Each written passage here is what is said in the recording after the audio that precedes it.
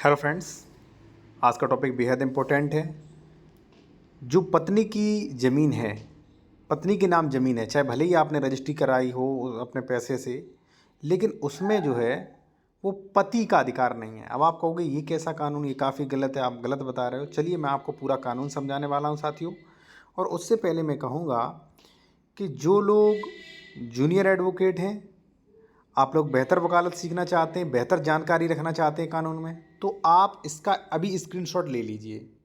इससे बेनिफिट ये है कि इसमें आपको कई टॉपिक मिलेंगे, जैसे स्टे एप्लीकेशन, ठीक है, उसका पूरा ड्राफ्ट प्रारूप कैसे स्टे लिखा जाएगा स्टे के लिए, और स्टे पर कानून भी, आदेश स्थगन, अवैध कब्जा निर्माण, दाखिल खारिज को रुकवाने के लिए, रजिस्ट्री के बाद रजिस्ट्री कैंसिलेशन, कब्जा, सरकारी कब्जा, ठीक है, सीमांकन, संशोधन प्रशासनिक, घोषणात्मक कैविएट, आरटीआई। तो इनके सभी के प्रारूप मिलेंगे, ठीक है ना। जैसे दम मकान का बंटवारा, ठीक है, वसीयत प्रोविट का पूरा प्रारूप और प्रोविट के बारे में।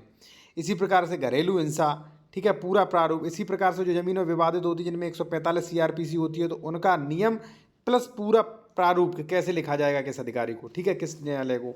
और इसमें सब कोर्ट केस, वाद पत्र, न्यायालय, मूल्यांकन, अनुतोष, अदालतें, धन अधिकारिकता, तो इसमें सारा कुछ मिल जाएगा। तो अगर आप चाह रहे हो शुरुआत है तो आप इसको ले सकते, काफ़ी नॉलेज आपकी बढ़ सकती है। अगर अच्छा लगे देख लेना क्या क्या टॉपिक मिलेंगे, अगर अच्छा लगे तो व्हाट्सएप पे आप मैसेज कर देना, और ये आप फीस पे करके आपको ये पीडीएफ में पूरा प्रोवाइड करवा दिया जाएगा, ठीक है जी। आ जाते हैं अपने टॉपिक पर कि पत्नी के नाम संपत्ति करवाने के नुकसान क्या। थोड़ा सा आप इसे समझ लीजिए। देखिए, जो लोग पत्नी के नाम संपत्ति करवा रहे हैं, तो अब उन्हें काफ़ी बड़ा बेनिफिट है कि उत्तर प्रदेश में तो सरकार ने ये कह दिया है कि हम 1 लाख तक छूट देंगे। अगर मान लीजिए महिला के नाम करवा रहे हो, ठीक है, जैसे 1 करोड़ की ज़मीन है साथियों, तो उस पर पुरुष की अपेक्षा 1% का कम वो लगेगा स्टाम्प शुल्क, तो 1 लाख की बचत हो जाती है। अब 50 लाख की प्रॉपर्टी तो 50,000 की बचत होगी, ठीक है। तो इसमें काफ़ी बचत हो जाएगी, ठीक है। जो बचत है वो मालियत के अनुसार है, ठीक है। तो लोग करवा देते, लेकिन उन्हें ये नहीं पता कि पत्नी की संपत्ति में पति के अधिकारों के बारे में। चलिए अब ये मैं आपको बता दे रहा हूँ, ठीक है। और मैं कहूँगा अगर आप किसी भी मैटर पर विशेषज्ञ द्वारा कानूनी सलाह लेना चाह रहे हैं तो हमारा कॉन्टैक्ट नंबर वीडियो के डिस्क्रिप्शन में मिल जाएगा। बेहतर से बेहतर एडवाइस ले सकेंगे with according to the law, ठीक है। आते अपने टॉपिक पर साथियों। यहाँ पर आप देखेंगे कि कोई भी मान लीजिए स्त्री है, वो एक्सपायर होती है, तो उसकी ज़मीन किस प्रकार बांटी जाएगी वो आप समझ लीजिए। यहाँ पे आप देख सकते हैं पुत्र, ठीक है, उसका कोई पुत्र हो, अविवाहित पुत्री हो, पुत्र का पुत्र हो, थर्ड जेंडर संतान, ठीक है, अविवाहित पुत्री, ठीक है ना। और यहाँ मतलब संतान और अविवाहित पुत्री, लड़के की कोई अविवाहित पुत्री है, ठीक है ना, तो उन्हें सभी को मिलेगी। जो भी मान लीजिए पुत्र मर गया है तो उसकी जो भी मान लीजिए मतलब बेटे वगैरह होंगे उससे मिलेगी, ठीक है।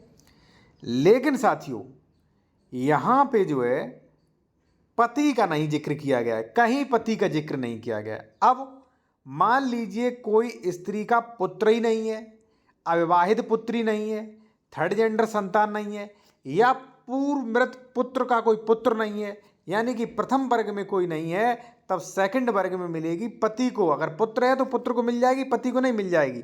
तो ऐसा काफ़ी जगह देखा जाता है कि ए ने अपनी प्रॉपर्टी करा दी अपनी मैडम बी के नाम, और बी एक्सपायर हो गई, अब ये प्रॉपर्टी चली गई बी के बच्चों के नाम सी और डी। अब ये इन्हें खाना नहीं दे रहे हैं। अब ये बेचारे कर क्या लेंगे, क्योंकि बी की प्रॉपर्टी किसके नाम आएगी अकॉर्डिंग टू द लॉ, इनके नाम, ठीक है। तो ये है। तो आप कोई भी चीज़ करने से पहले, ठीक है, आप देख लें कि इसका आगे क्या भविष्य होगा, ठीक है। इसलिए अगर आप किसी मैटर पे कंसल्ट करना चाहते हैं साथियों, तो हमारा कॉन्टैक्ट नंबर वीडियो के डिस्क्रिप्शन में मेंशन किया गया है, आप वहाँ से निकाल सकते हैं।